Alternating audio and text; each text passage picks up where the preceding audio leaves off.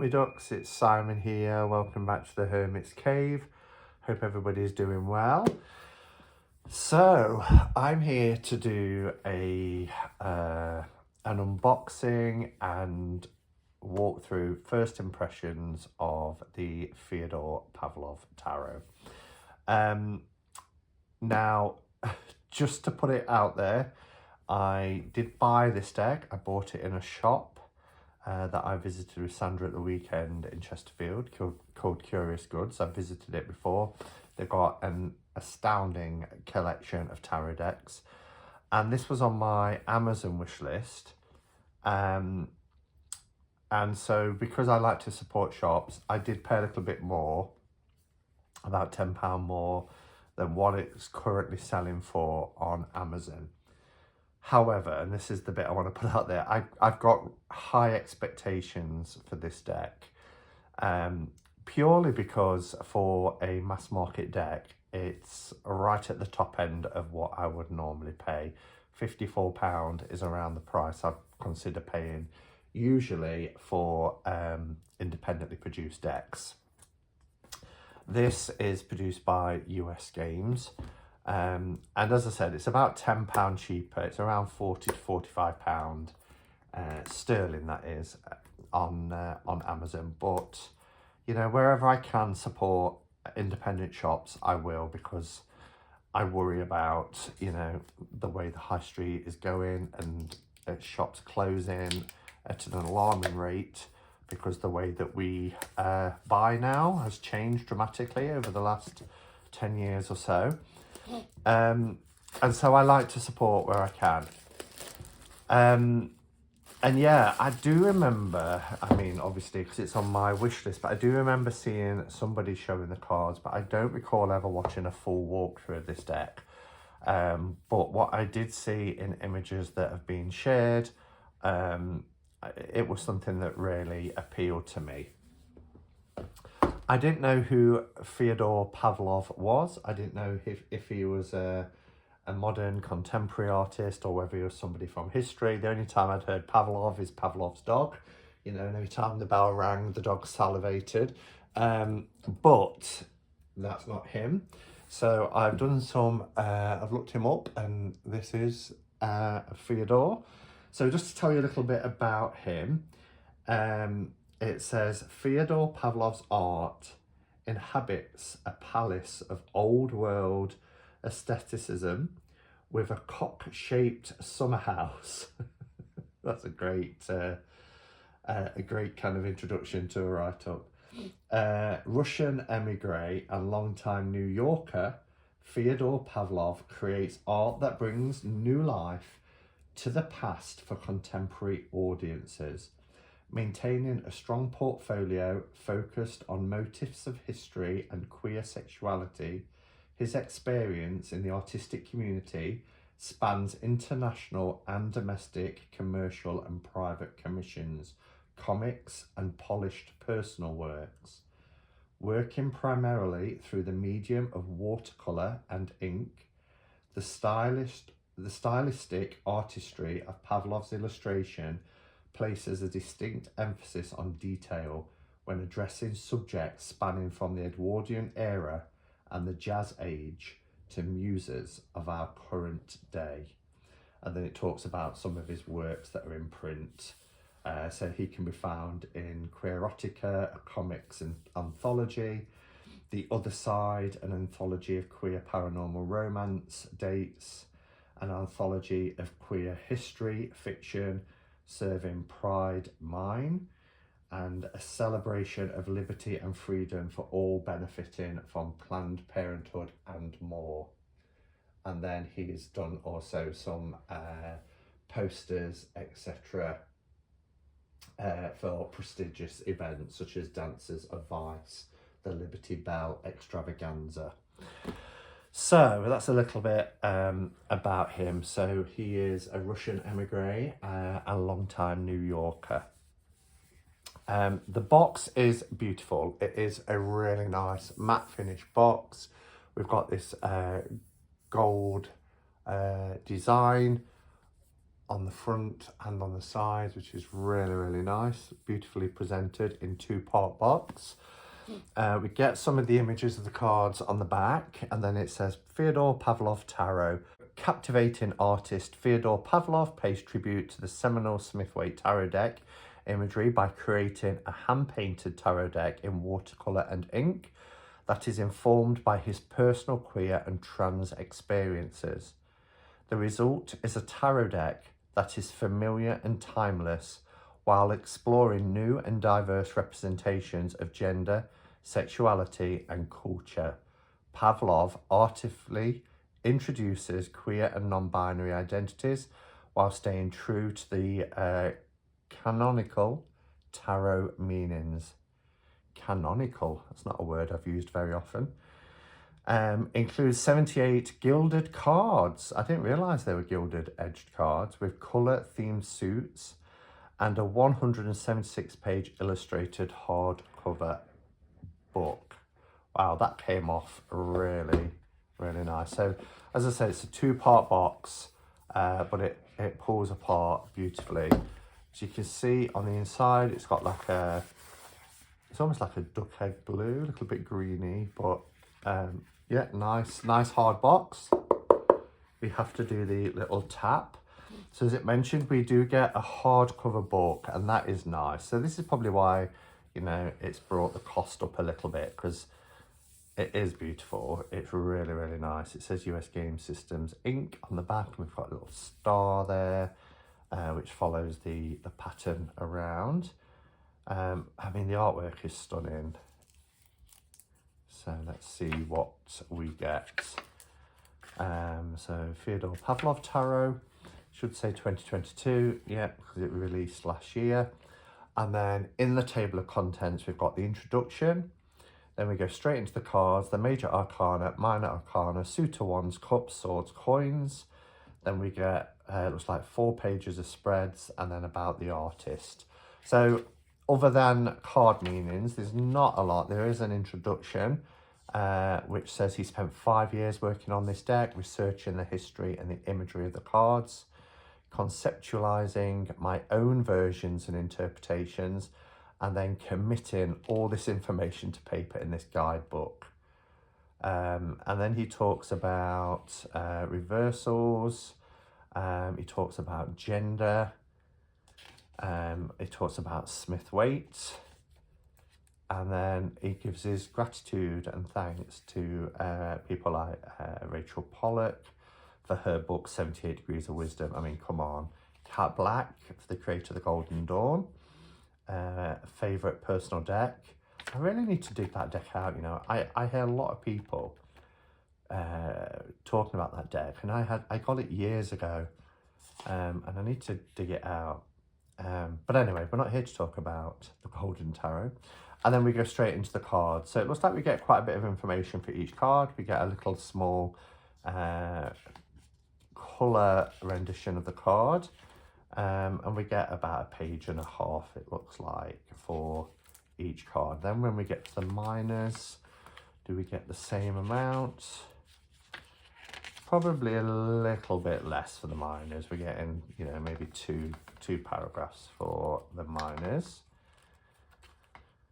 Yeah, and then we have the suit of coins, and at the end we've got some spreads, as you can see here, and then a little bit, I think it said about the artist. I love that he's drawn himself there.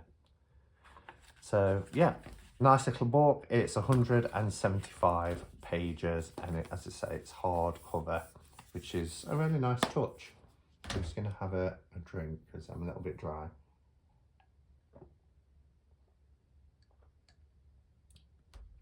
Okay, so let's have a look at the cards. Oh, I like the backs. Do like the backs. So this is the underneath. We get quite a long ribbon because it's obviously enough to take the cards out and the book that goes on top. So nice long gold, very light pale gold ribbon, which is in keeping with the design of the box, which is nice.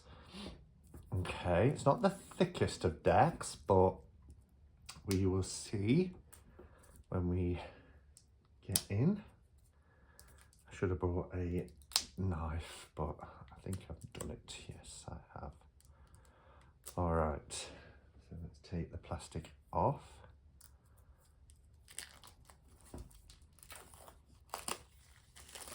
So one thing that US Games, I'd like to think they've listened to the community because we used to complain about copyright on the front of cards, and now they put them on the back. But they're quite inconspicuous, as you can see here.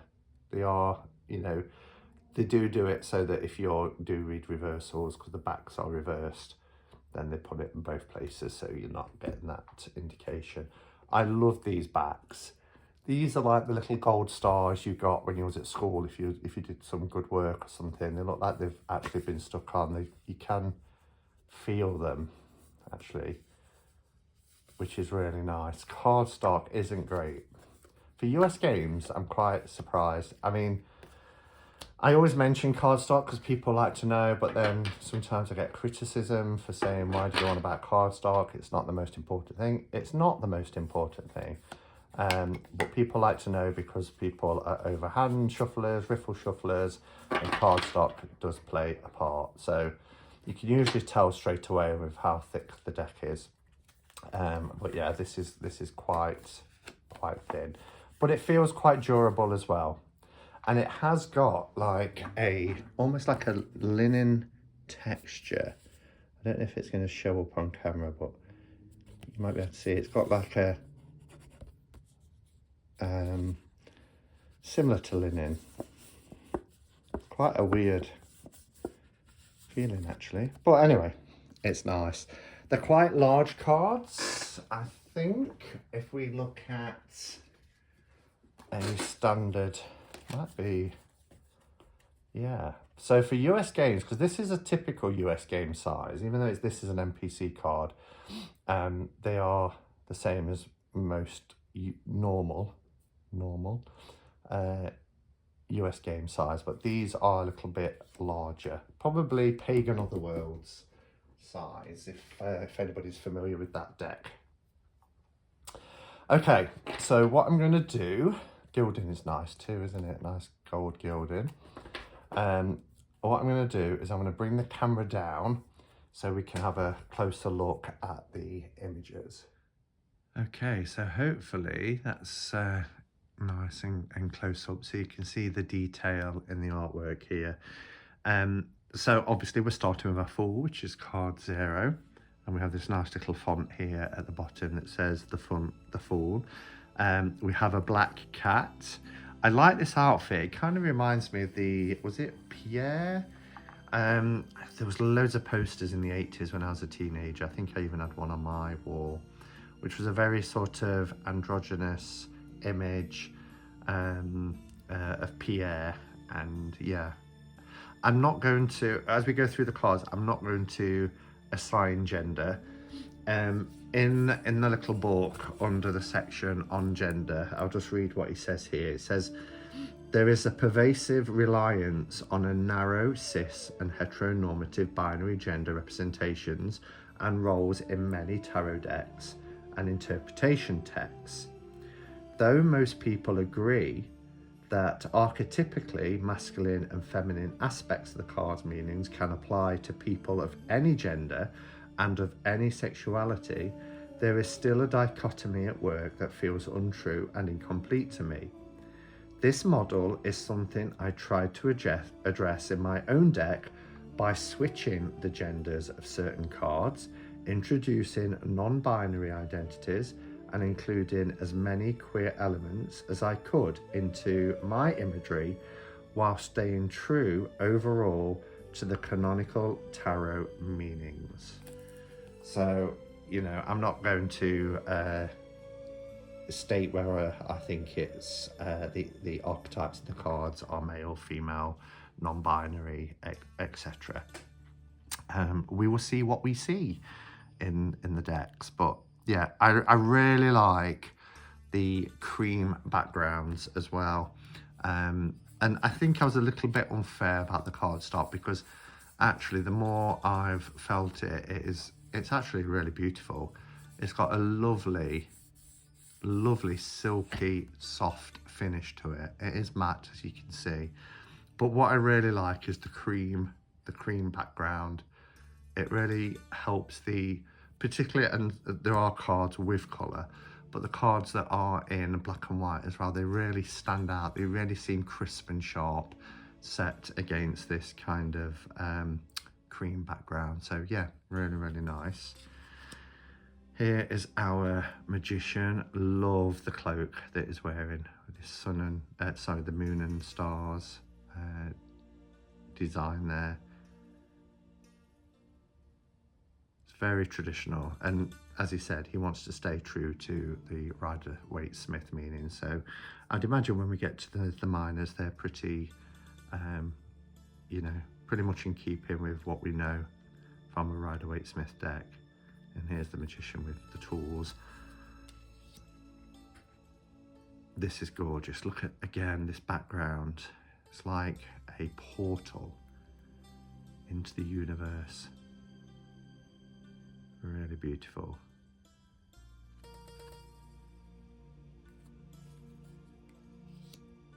Nudity warning, perhaps should have said before now, but there is nudity within the deck. If that's something that bothers you, then maybe this deck isn't for you. It's certainly not anything that bothers me. You know, it's just the human form. So here we have our Empress. It looks like she's holding a heart. It's like she's ripped out her heart or something, or holding the heart of somebody else. I want to see actually if the book gives you a description of the images. Yes, so I love it when creators do this. So he starts off straight away saying, the image for this card came to me very naturally, and my interpretation is quite straightforward and in tune with the traditional Smith-Waite portrayal. I like the way he puts Smith before Waite as well. Motherhood, love, gentleness, sexuality, emotion, and the female as mistress. 78 Degrees of Wisdom by Rachel Pollack, his quote in there. Again, I'm not exactly gunning for the gender binary with my deck, but the importance of this archetype spoke to me. I thought of all the women in my life who at one point or other embodied the Empress and the sensual pleasure she takes in life, the love she shares with others, and the pursuit of pleasure she encourages, and took inspiration from them when drawing my card. Just carrying on reading. I don't want to read it all out, as this will be a very long video. So one significant departure is the heart. Instead of a shield with a heart and Venus emblem, I wanted to display the more passionate and dangerous side of the Empress. Like a gentle spring day, she can be nurturing and mild, but she is also a mistress of passionate sexuality and decadent excess. To quote Pollack again, the Empress, along with such mythological counterparts as Aphrodite or Ishtar or Azuli, represents something very grand. They signify the passionate approach to life. They give and take experience with uncontrolled feeling, and so she clutches and upholds the heart, that innermost symbol of our emotions. Ooh, this is a book to really devour for me, and I really appreciate him taking the time to write about, you know, what he has depicted and why he's depicted it in his images. This is incredible. I mean, just look at the detailing. What a fantastic Emperor card. Here we have the Hierophant. We have the two keys. It's interesting, it's part of the garb that he's wearing. We've got the two supplicants. The use of colour is really nice as well. Minimal use of colour, just to almost just accentuate key elements. Wow, really playing with gender there. So here we have our lovers. Again, we've got the heart here.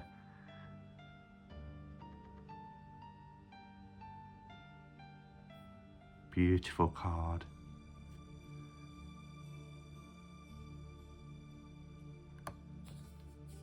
The Chariot.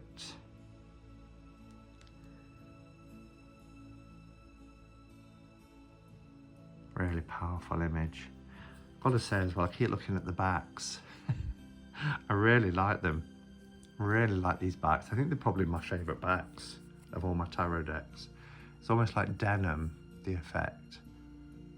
But really nice, laid on a table. The Strength card is beautiful. I love the purple and the black together here.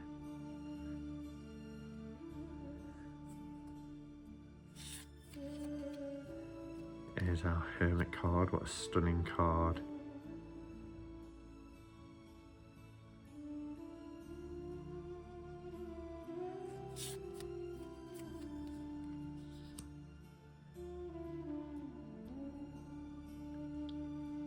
Fortuna here, blindfolded.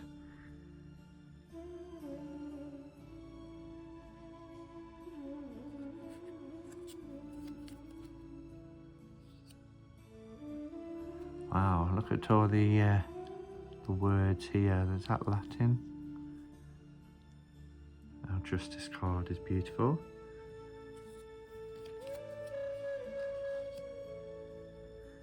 We do have a traditional hanged man rather than the hanged one or the hanged. It's interesting with all these arrows being fired into him. Normally, you know, when I think of the hanged man, I don't think of them in a perilous situation. You know, I see them there of their own choice to pause and to look at the world from a different perspective. Again, this deck, I really want to digest all the information that's in the book. Epic Death card. The Kiss of Death, look at that.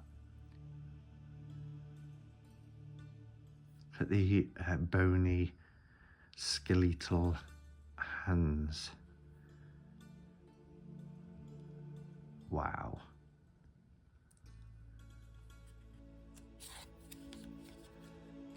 Temperance. As I say, I don't know what the indie deck is like because I've not watched the walkthrough, but for a mass market, this is quality. So, you know, kudos to US Games. My only gripe with US Games is they won't ship to the UK. Never have.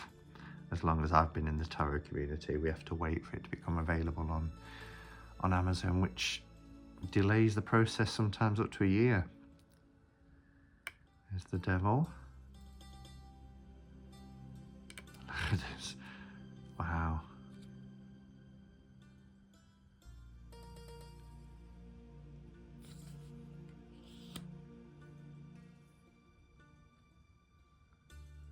These waves here remind me of the famous Japanese painting.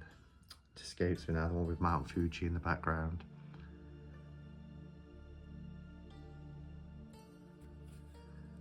Really has been able to, you know, take or represent very sort of traditional artwork, but give it that modern contemporary twist. The Star card is beautiful. She has this melancholy expression. Oh, I do remember seeing the moon. I love the moon card. I love faces in the moon anyway within my tarot decks. Whenever there's a, same with the sun, if there's a face in the sun, which there is, I don't know, makes me smile. It reminds me of childhood illustrations. but this is gorgeous. Love the owl, the addition of the owl there as well. And we just have one wolf there. Beautiful. As is the sun card.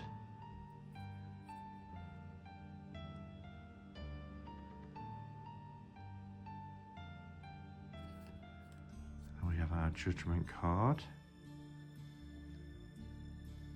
Well, that's a powerful image, isn't it?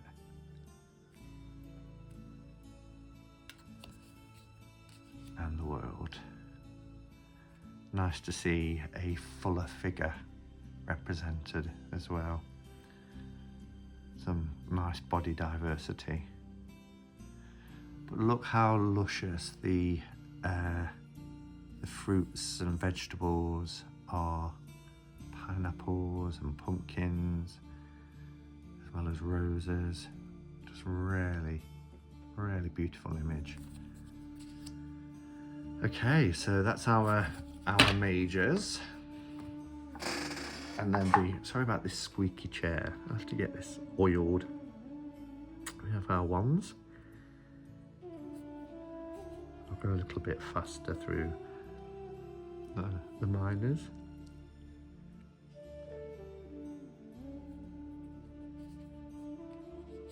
I like how the images, and it's done it all the way through the deck, but I haven't mentioned it till now, come outside of these borders. It doesn't block the image in, it just frames it, but you know, if it needs to expand out, then it does.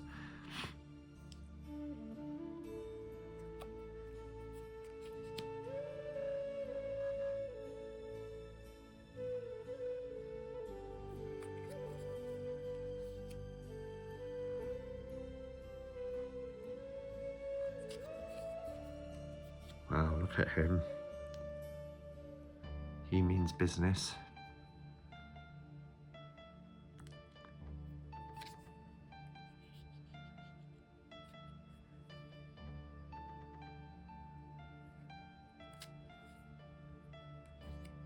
I'm wondering if they're colour coded, because so far all the ones just have green as the use of colour. So I'm wondering if that's a theme.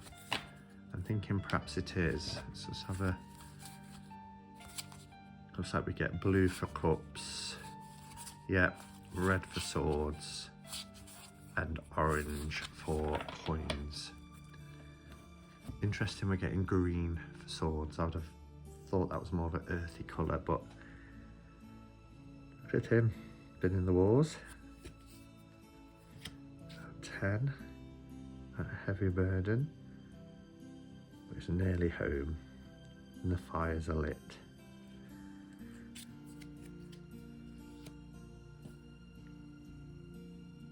Love that page.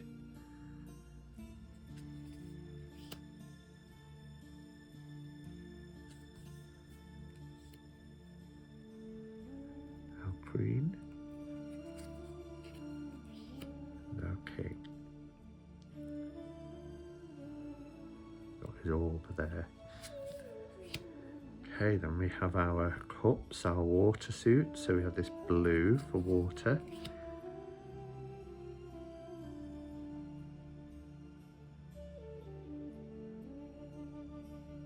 Gorgeous. I was wondering if that was a sun design. I love the kind of the polar opposites here. You know, the sun and the moon.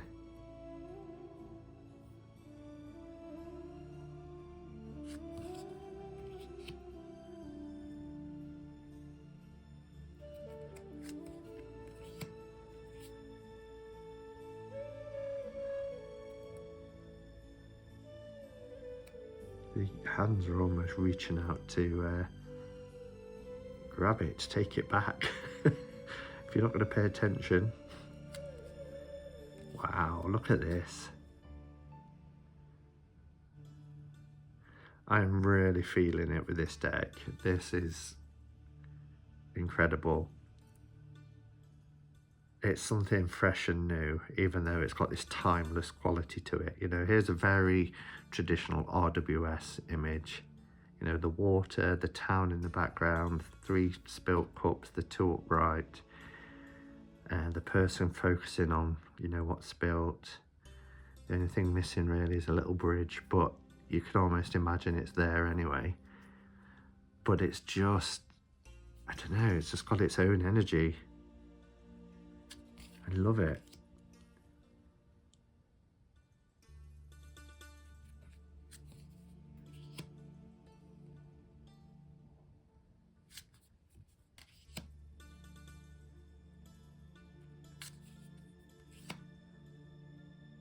What a feast.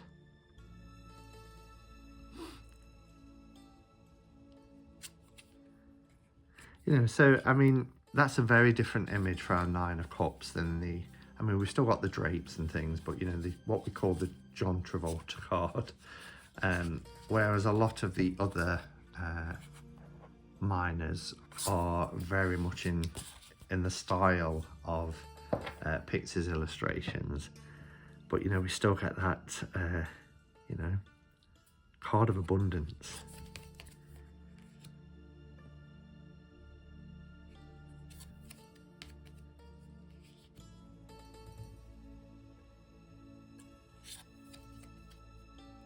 Again, I really appreciate, you know, the mix of genders.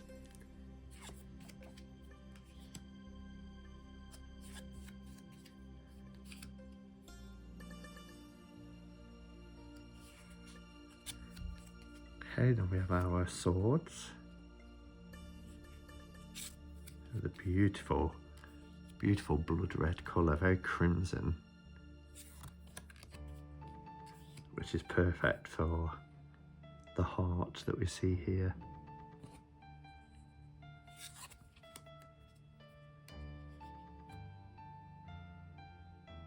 That's a very different take on the 4. Just resting there with his sword cradled.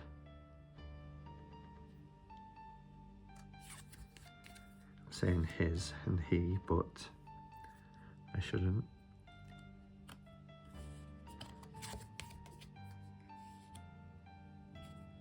That's a beautiful 6 of Swords.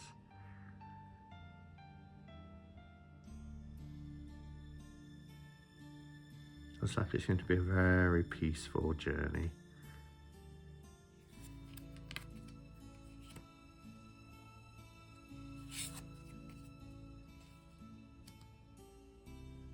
I love that. Oh wow.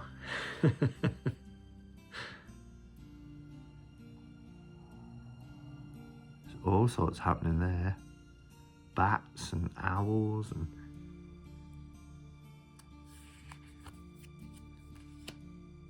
the 10.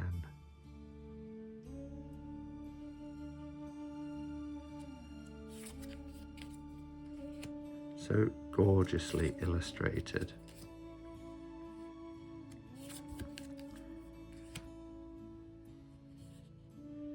Wow, powerful.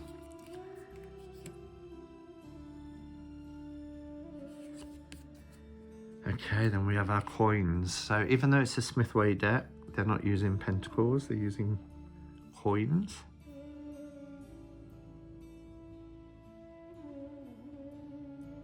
I love the wheat.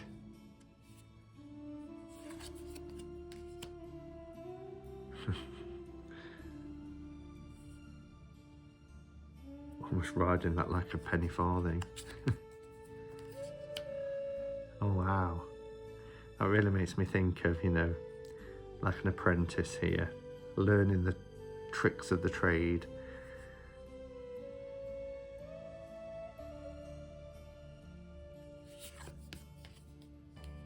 Oh, that's interesting.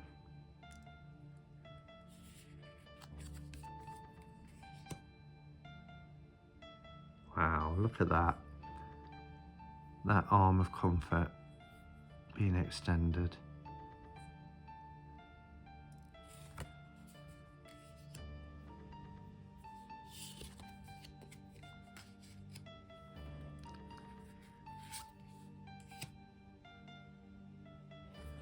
I love this.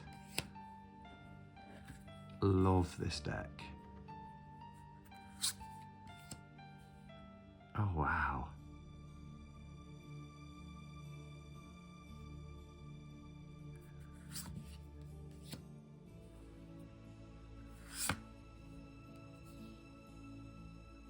Oh, we have somebody in a wheelchair. I like that.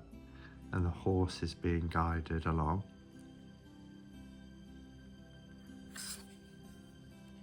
Wow, look at the detail. Look at the garment.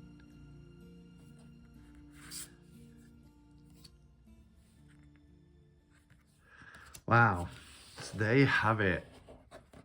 The Fyodor Pavlov tarot. Beautiful. Is it worth £54? If I was buying this directly from the creator as an independently produced deck, I would happily pay £54. So the quality of this deck is, you know, the same as an indie deck. The cardstock is gorgeous. You know, it's gilded linen. The quality is there, the size of the cards, the book is great. So if I was buying this, I wouldn't know that this was mass produced. My issue is, obviously, if a deck is mass produced, they can produce it for a lot less. So the price is quite high. And I think we run the risk now, if we continue to pay this, then that's what decks will sell at. But personally, I don't regret buying it because it is a gorgeous deck. It's everything I wanted it to be, and more probably. It's beaten my expectations, so that's all I can say. But I understand, you know, this isn't going to be in everybody's budget, so you know, I take that on board too. Okay, well, anyway, that's my thoughts on the Fyodor Pavlov tarot. Thank you for watching, everybody. Let me know your thoughts below. You may even have the independently produced version, and if you do, let me know if there's much of a difference between the indie deck and the mass-produced deck by US Games. I'd be interested to hear your thoughts as well. Thanks for watching, and I will be back.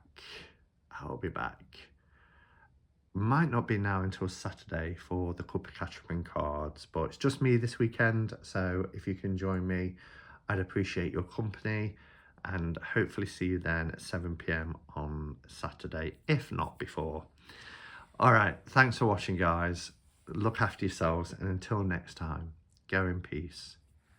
Namaste, and blessed be.